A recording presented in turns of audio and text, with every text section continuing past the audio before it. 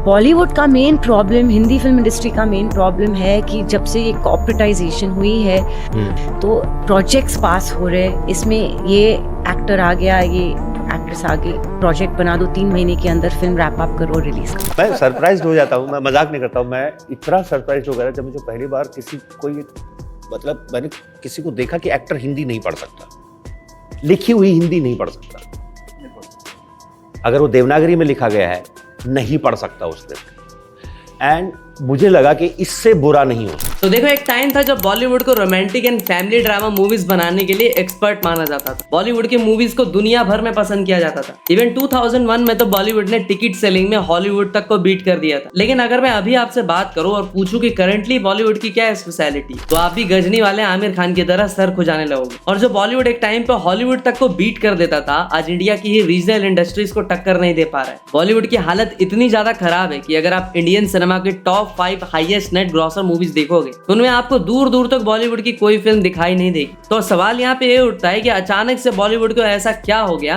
कि बॉलीवुड की movies back to back flop होनी शुरू हो गई, और क्यों बॉलीवुड के बड़े बड़े सुपरस्टार्स की मूवीज के लिए भी ऑडियंस थिएटर आना भूल गई। और बॉलीवुड की बुरी मूवी तो छोड़ दो, आखिरकार क्यों अब बॉलीवुड की अच्छी movies like Kesari 2, super boys of Malegaon, diplomat भी हिट नहीं हो पा रही है। बॉलीवुड की इस हालत का जिम्मेदार आखिरकार है कौन? इसके स्टार्स, फिल्म प्रोड्यूसर्स, माफिया या पूरी की पूरी इंडस्ट्री? तो देखो, डाउनफॉल ऑफ बॉलीवुड पे काफी सारी वीडियोस ऑलरेडी काफी लोगों ने बना रखी है और सारे लोगों ने बॉलीवुड के जमकर मजे भी लिए। लेकिन इस वीडियो में हम उस बॉलीवुड की बात करेंगे जो कभी हॉलीवुड तक को नेक टू नेक कंपटीशन दे रहा था और इंडिया की सबसे लीडिंग इंडस्ट्री में से भी एक था। तो किसने याद दिलाई बॉलीवुड की नानी? बताते हैं आपको क्लास मॉनिटर से बैक बेंचर बनने की पूरी कहानी।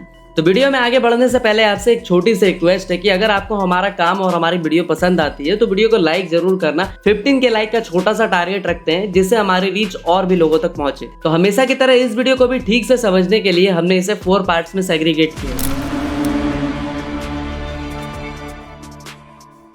तो चलते हैं थोड़ा सा फ्लैशबैक में। आज से 25 साल पहले यानी कि अर्ली 2000 में एक ऐसा टाइम होता है जब बॉलीवुड आसमान पे होता है। एक तरफ जहां बॉलीवुड की लगान जैसी मूवी ऑस्कर में नॉमिनेट हो रही होती है, दूसरी तरफ K3G एंड देवदास जैसी मूवीज ओवरसीज में बॉलीवुड का मार्केट एक्सपैंड कर रही होती है। इवन देवदास को तो टाइम्स मैगजीन के अकॉर्डिंग दुनिया की 10 बेस्ट मूवीज में से काउंट किया जाता है। और ये तो कुछ भी नहीं था, क्योंकि 2001 में बॉलीवुड ने हॉलीवुड तक को बीट कर दिया था। ना मैं बकलोली नहीं कर रहा हूँ, आई नो कि तुम्हारे पेट में ये बात पच नहीं रही होगी, लेकिन ये बात बिल्कुल सच है। क्योंकि 2001 में इंडियन मूवीज ने 3.6 बिलियन टिकट सोल्ड किए थे और हॉलीवुड ने 2.6 बिलियन टिकट। और उस साल इंडिया में इतने सारे टिकट सोल्ड होने का पूरा क्रेडिट जाता है बॉलीवुड को, क्योंकि उस साल बॉलीवुड ने गदर, लगान, K3G जैसी दुनिया भर की बड़ी हिट फिल्में दी थी। और उस टाइम पे बॉलीवुड इतना डोमिनेट इसलिए कर रहा था क्योंकि बॉलीवुड का हर लीडिंग स्टार तगड़ा कंटेंट बनाया जा रहा था। फिर चाहे वो आमिर खान जैसा स्टार हो जिसने लगान, रंग दे बसंती, दिल चाहता है जैसी पावरफुल सिनेमा बनाई, या फिर SRK जो बिग कॉमर्शियल मूवीज लाइक मैं हूं ना, कभी खुशी कभी गम, या फिर स्वदेश जैसी मास्टरपीस फिल्में बना रहे थे।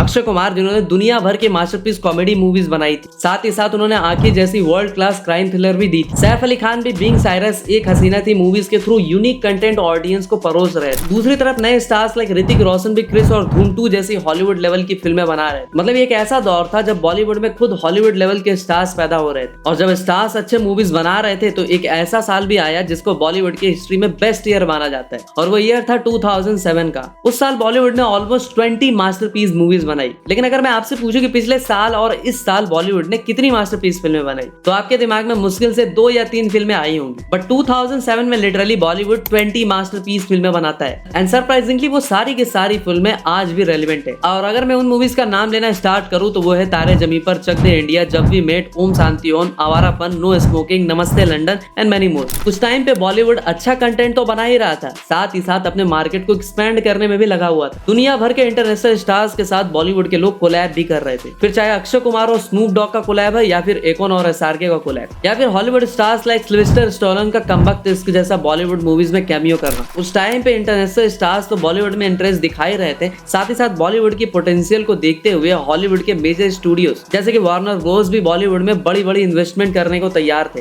और उन्होंने चांदनी चौक टू चाइना जैसी मूवीज प्रोड्यूस भी की। तो कुल मिला के बात यह है कि एक टाइम पे बॉलीवुड अलग लेवल पे थ्राइव कर रहा था। था। लेकिन फिर एक ऐसा टाइम आता है कि जो बॉलीवुड एक टाइम पे हॉलीवुड तक को कंपटीशन दे रहा था, अब वो साउथ की regional industries like Telugu, Tamil, Malayalam, Kannada industry के आगे भी टिक नहीं पा रहा है। तो पिछले कुछ सालों में बॉलीवुड ने ऐसी क्या गलतियां की जिसकी वजह से आज बॉलीवुड को ये दिन देखना पड़ रहा है। जिनमें से पहली गलती है अपने मार्केट को एक्सपैंड ना करना। लास्ट डिकेड में अचानक से बॉलीवुड ने अपने मार्केट को एक्सपैंड करने के लिए एफर्ट्स लगाना ही बंद कर दिए। जैसे कि हमारे खान सर कहते हैं कि जब कोई राजा युद्ध लड़ना छोड़ देता है तो उसका पतन होना निश्चित हो जाता है। और वही सेम सिचुएशन है बॉलीवुड की। जब उन्होंने अपने मार्केट को एक्सपेंड करने के लिए एफर्ट्स लगाना छोड़ दिया तो उनका मार्केट भी छोटा होते चला गया। और इस चीज का फायदा मिला साउथ इंडस्ट्री को, क्योंकि जिस मूवमेंट में बॉलीवुड ने अपने मार्केट को इंक्रीज करने के लिए एफर्ट्स लगाने बंद कर दिए, तभी से साउथ इंडस्ट्री अपनी रीजनल इंडस्ट्री को ग्रो करने के लिए कुछ ऐसी चीजें की कि लोग धीरे धीरे बॉलीवुड को बिल्कुल भूल ही गए। तो सबसे पहले साउथ इंडस्ट्री ने अपने मार्केट को बड़ा करने के लिए अपनी मूवीज को हिंदी चैनल्स पे टेलीकास्ट करना शुरू किया। और उसके बाद मौका देख के तेलुगु इंडस्ट्री ने बाहुबली फ्रेंचाइज को पैन इंडिया लेवल पे रिलीज किया, जिसकी वजह से south industry pan India level पे मेन स्ट्रीम हो गई। और आज नॉर्थ इंडिया में साउथ इंडस्ट्री का इतना डोमिनेशन है कि हिंदी मार्केट की सबसे बड़ी हिट कोई हिंदी फिल्म नहीं है बल्कि एक तेलुगु फिल्म पुष्पा 2 है, जिसने हिंदी मार्केट में 800 करोड़ का बिजनेस किया। तो पुष्पा, RRR, कल्कि, बाहुबली से हिंदी मार्केट को डोमिनेट करने के बाद साउथ इंडस्ट्री अब इंटरनेशनल मार्केट पे अपनी ऑडियंस इंक्रीज करने में लगी।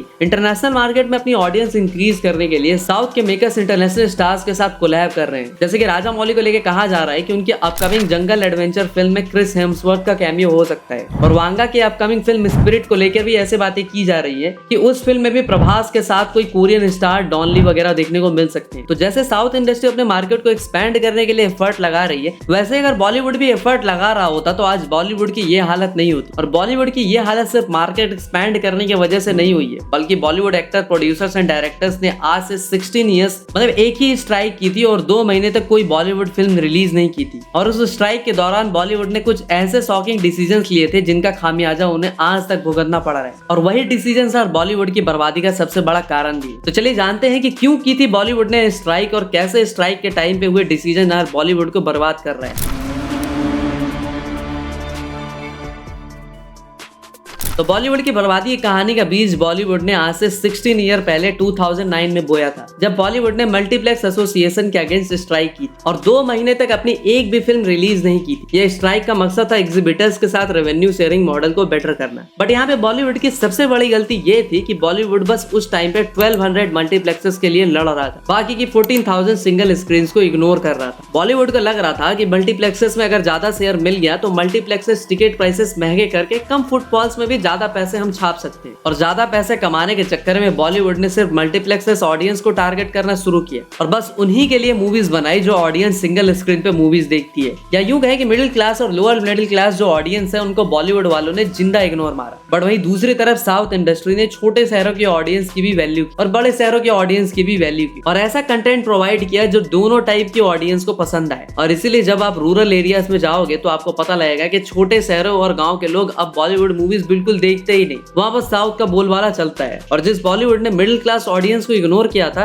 उसी ऑडियंस ने पुष्पा 2 जैसी मूवीज को इतनी बड़ी हिट दिलाई। उस फिल्म ने बॉलीवुड के सारे रिकॉर्ड्स पे यूं ही मूत दिया। और एक टाइम ऐसा भी आ जाता है जहां बॉलीवुड की ऑडियंसेस बस मल्टीप्लेक्स तक ही सीमित रह जाती है और जो सिंगल स्क्रीन ऑडियंस होती है, जो कि इस कंट्री में सबसे ज्यादा है, उसके साथ बॉलीवुड का कनेक्शन ऑलमोस्ट धीरे धीरे खत्म हो जाता है। तो जो ये बॉलीवुड का माइंडसेट है सिर्फ बॉक्स ऑफिस कलेक्शन के लिए मूवीज बनाने का, इसी की वजह से बॉलीवुड डिस्ट्रॉय हुआ और आज भी इसी माइंडसेट की वजह से बॉलीवुड डिस्ट्रॉय हो रहा है। जैसा कि सोहम साहब बताते हैं कि बॉलीवुड अभी बहुत ज्यादा सेफ खेल रहा है। बॉलीवुड को फिल्म बनाने से पहले ऑन पेपर अगर प्रॉफिट दिख रहा है वो सिर्फ वही फिल्में बनाएंगे। सीधे और सरल शब्दों में अगर बता दूं तो मान लो कि कोई फिल्म की स्टोरी तो अच्छी है बट उस स्टोरी के लिए बॉलीवुड प्रोड्यूसर्स को OTT और डिस्ट्रीब्यूटर से उतने अच्छे प्राइस नहीं मिलने वाले, तो बॉलीवुड वो अच्छी स्टोरी पे फिल्में बनाएगा ही नहीं। अगर कांतारा जैसी फिल्म कोई बॉलीवुड प्रोड्यूसर के पास आती तो वो उस फिल्म को कभी प्रोड्यूस नहीं करता, क्योंकि ऑन पेपर वो उस प्रोड्यूसर को उतनी ज्यादा अपीलिंग और प्रॉफिटेबल लगती ही नहीं। बट साउथ में लोगों का माइंडसेट ऐसा नहीं है। अगर साउथ में कांतारा बनाते टाइम ऋषभ शेट्टी ने प्रॉफिट का सोचा होता तो वो फिल्म कभी नहीं बन पाती। उन्होंने बस एक अच्छी फिल्म बनाने का सोचा और वो फिल्म रिलीज हुई तो बॉक्स ऑफिस पे उसने फाड़ के रख दिया। इतनी लेस बजट में बनी उस फिल्म ने 400 करोड़ का बिजनेस किया। और यहाँ बात बस एक कांतारा फिल्म की नहीं है। अगर हम मलयालम इंडस्ट्री को देखें तो ऑन पेपर उनकी कोई भी फिल्म बॉक्स ऑफिस अपीलिंग नहीं होती, बट फिर भी वो फिल्में बनाते हैं। एंड सरप्राइजिंगली जो मलयालम फिल्में ऑन पेपर उतनी अपीलिंग नहीं होती,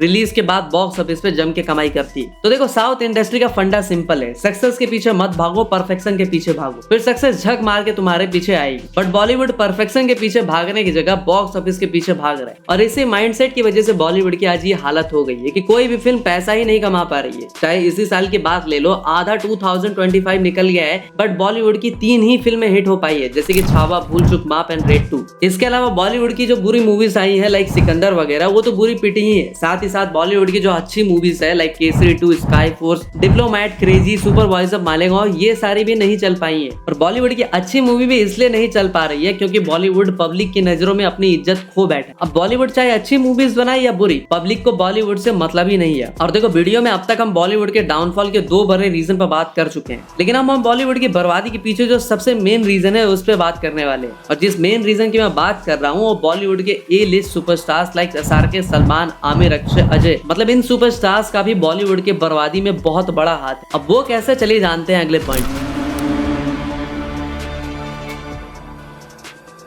तो देखो बॉलीवुड एक ऐसी इंडस्ट्री है जो अच्छी मूवीज से ज्यादा सुपरस्टार्स के स्टारडम पे डिपेंड करती है। और इसका अंदाजा तुम्हें इस बात से लग जाएगा कि जब 2023 में बॉलीवुड के बड़े बड़े stars like SRK, Salman, Ranveer अपनी बड़ी बड़ी मूवीज लेके आए तो बॉलीवुड ने 5380 करोड़ का बिजनेस किया था। और उसके अगले साल ही जब सुपरस्टार्स की कोई फिल्म रिलीज नहीं हुई तो बॉलीवुड मूवीज का कलेक्शन 2023 के कंपेरिजन में 37% ड्रॉप हुआ। और जिन सुपरस्टार्स के ऊपर ये फिल्म इंडस्ट्री डिपेंड करती है और वही इसकी अम्मी दीदी करने में लगे हैं। मैं ऐसा इसलिए बोल रहा हूँ क्योंकि एक बार तुम साउथ स्टार्स को ही देख लो, वहाँ के सुपरस्टार्स कुछ ना कुछ एक्स्ट्रा ऑर्डिनरी क्रिएट करने में लगे होते हैं। जैसे कि प्रभास जो कि कल्कि 2, स्पिरिट, सालार जैसी एम्बिशियस मूवीज बना रहे हैं, अल्लू अर्जुन जिनकी एटली ये 7 वाली फिल्म के अनाउंसमेंट देख के लगता है कि ये तो कुछ आउट ऑफ द बॉक्स बना रहे हैं, महेश बाबू जो कि एक वर्ल्ड क्लास एडवेंचर फिल्म बना रहे हैं, NTR की बात करें तो वो ड्रैगन जैसी एम्बिशियस प्रोजेक्ट पे काम कर रहे हैं। On the other hand Bollywood stars को देखें तो SRK अपनी बेटी सुहाना को लॉन्च करने में लगे, आमिर बस लाल सिंह चड्ढा या सितारे जमी पर जैसी रीमेक बना रहे हैं। उससे भी शर्मनाक आमिर रीमेक बनाने को जस्टिफाई भी कर रहे हैं, वो भी उस टाइम पे जब 99.9% रीमेक्स फिल्में फ्लॉप हो रही है। और अगर अजय और अक्षय जैसी नमूनों की बात करें तो वो बस सीक्वल के भरोसे हैं। तो यहाँ पर ये सब बताने का तात्पर्य यही है कि साउथ का हर स्टार कुछ एम्बिशियस बना रहा है बट वहीं पे बॉलीवुड का कोई भी स्टार कोई भी एम्बिशियस प्रोजेक्ट पे काम नहीं कर रहा है। एंड आई थिंक ये 90 सुपरस्टार्स है तो बेटर विकी एंड रणवीर जैसे यंग स्टार्स है जो रामायण और महाअवतार जैसी एम्बिशियस मूवीज पे काम कर रहे हैं और किसी तरह बॉलीवुड की इज्जत बचा रहे हैं। और जो चीज विकी एंड रणवीर कर रहे हैं वही सेम चीज 90 सुपरस्टार्स करते तो आज बॉलीवुड इजीली नंबर 1 होता। इमेजिन छावा अगर विकी की जगह SRK ने की होती या कोई दूसरा बड़ा स्टार करता तो उसका कलेक्शन 800 करोड़ की जगह 1600 करोड़ होता। और अगर मैं इस पूरे पॉइंट का कंक्लूजन बताऊं तो वो ये है कि बॉलीवुड सुपरस्टार्स के स्टारडम पे डिपेंड करता है, लेकिन बॉलीवुड के स्टार्स अच्छे प्रोजेक्ट्स पे वर्क करना ही नहीं चाहते। अब अच्छे प्रोजेक्ट्स नहीं बनाएंगे तो बॉक्स ऑफिस कलेक्शन नहीं आएगा, बॉक्स ऑफिस कलेक्शन नहीं आएगा तो बॉलीवुड कंगाल तो हो गई। बट यहाँ पे पूरा फॉल्ट सिर्फ सुपरस्टार्स का ही नहीं है, जितना ब्लेम हम बॉलीवुड सुपरस्टार्स पे डाल रहे हैं उतना ही ब्लेम बॉलीवुड डायरेक्टर्स का भी है। क्योंकि पिछले कुछ टाइम से बॉलीवुड के बड़े बड़े डायरेक्टर्स लाइक रोहित शेट्टी, अली अब्बास जफर, राजू ईरानी बस लगे पड़े हैं छापा छापी या फिर बेकार फिल्में करने में। तो अब वीडियो में आगे बढ़े तो देखो हर फिल्म इंडस्ट्री की अपनी एक यूनिक आइडेंटिटी होती है। जैसे कि हॉलीवुड की आइडेंटिटी है big scale heavy VFX movies बनाना, मलयालम सिनेमा की आइडेंटिटी है अच्छी स्टोरी ओरिएंटेड फिल्में बनाना। अगर मैं आपसे पूछूं कि बॉलीवुड की क्या यूनिक आइडेंटिटी है तो हम सब का दिमाग कहीं ना कहीं ब्लैंक हो जाता है, क्योंकि करंटली बॉलीवुड की कोई स्पेशलिटी है ही नहीं। और ऐसा क्यों है और कैसे बॉलीवुड ने अपनी आइडेंटिटी एंड ओरिजिनलिटी को खोया है, चलिए जानते हैं वीडियो के आखिरी पॉइंट। तो देखो अगर मैं आपसे पूछूं कि आज बॉलीवुड की स्पेशलिटी क्या है तो देखो करंटली बॉलीवुड की कोई स्पेशलिटी है ही नहीं। हाँ एक टाइम था जब बॉलीवुड की DDLJ, वीर जरा, दिल तो पागल है, मैंने प्यार किया, देवदास जैसी रोमांटिक मूवीज आती थी और ऐसी फिल्में बनाने में बॉलीवुड को एक्सपर्ट माना जाता था। साथ ही साथ हम आपके हैं कौन, हम साथ साथ हैं, कभी खुशी कभी गम, विवाह जैसी फैमिली ड्रामा मूवीज बनाने में भी बॉलीवुड को एक्सपर्ट माना जाता था। स्वदेश, रंग दे बसंती, बजरंगी भाईजान, तारे जमी पर, 3 इडियट्स, ये सारी मूवीज बनाने में भी बॉलीवुड एक्सपर्ट था, जो सोशल इश्यूज पर तो बात करती ही थी, साथ ही साथ रियल ह्यूमन इमोशंस को भी अपनी स्टोरीज के थ्रू एक्सप्रेस भी करती। लेकिन आज बॉलीवुड ये सारी स्पेशलिटीज खो चुका है। ना बॉलीवुड में पहले की तरह रोमांटिक मूवीज बनती है, ना पहले की तरह अच्छी फिल्में ड्रामा मूवीज बनती और ना ही अच्छी सोशल मूवीज बनती है। तो आजकल बॉलीवुड में जवान, एनिमल जैसी मास मूवीज बनती है जो कि साउथ सिनेमा के डायरेक्टर्स की ही देन है, या फिर पठान, वॉर फाइटर जैसी एक्शन मूवीज बनती है जो कि हाईली हॉलीवुड से इंस्पायर्ड है, या फिर बॉलीवुड में बनती है अमेरिकन, कोरियन, स्पेनिश मूवी के रीमेक। तो कुल मिला के बात यही है कि बॉलीवुड अपनी आइडेंटिटी खो चुका है। बॉलीवुड बॉलीवुड में बॉलीवुड जैसा अब कुछ भी बचा नहीं। बॉलीवुड अपनी originality and unique identity completely खो चुका है और अनुपम खेर ने भी यही एग्जैक्टली बात कही थी कि बॉलीवुड एक आइडेंटिटी क्राइसिस से जूझ रहा है और बस वेस्ट की मूवीज को मिमिक करने में लगा है। इवन रीसेंट पॉडकास्ट में नेटफ्लिक्स के सीईओ भी इसी के बारे में बात करते हुए कहते हैं कि बॉलीवुड को हॉलीवुड की तरह मूवीज नहीं बनानी चाहिए। इवन वो हॉलीवुड को क्रिटिसाइज करते हुए भी कहते हैं कि हॉलीवुड भी अमेरिकन ऑडियंस के लिए मूवीज बनाने की जगह ज्यादा पैसे कमाने के चक्कर में चाइनीज ऑडियंस के लिए मूवी बनाने में लगी। तो अगर वापस से मुद्दे पे आए तो बॉलीवुड कहने को तो हिंदी सिनेमा है, बट ये कैसे हिंदी सिनेमा है जहाँ एक एक्टर कभी हिंदी में बात ही नहीं करता। आज चाहे बॉलीवुड स्टार्स के इंटरव्यूज देखो या प्रमोशन इवेंट देखो, Nothing has changed since then. It's just everybody grows every single day if he wants to grow. So the fact is that I am doing Coolie. I'm playing a important cameo in Coolie, and it's towards the end of the film. ये लोग Hindi film को cell करने के लिए English में बात कर रहे हैं और उससे भी ज्यादा शर्मनाक तो ये है कि बॉलीवुड के कुछ नए नवेले स्टार किड्स ना उन्हें अच्छे से हिंदी बोलनी आती है और ना अच्छे से हिंदी पढ़नी आती है। मतलब बॉलीवुड के biggest production houses Hindi movies में उन नल्ले स्टार किड्स को काम दे रहे हैं जिनको हिंदी बोलनी ही नहीं आती। तो इससे ज्यादा किसी इंडस्ट्री की हालत क्या ही खराब होगी। तो भैया बॉलीवुड की करंट सिचुएशन को देखते हुए मुझे लग रहा है कि ये इंडस्ट्री सर्वाइव नहीं कर पाएगी और अगर इसे सर्वाइव करना है तो इंडस्ट्री को कंप्लीटली रीबूट करना पड़ेगा। तो गाइस आज का विश्लेषण यहीं पे खत्म करते हैं, लेकिन बॉलीवुड के करंट सिचुएशन पर आपके क्या राय है कमेंट सेक्शन में जरूर बताना। तो मैं मिलता हूँ आपसे अगली वीडियो में, तब तक के लिए हर हर महादेव।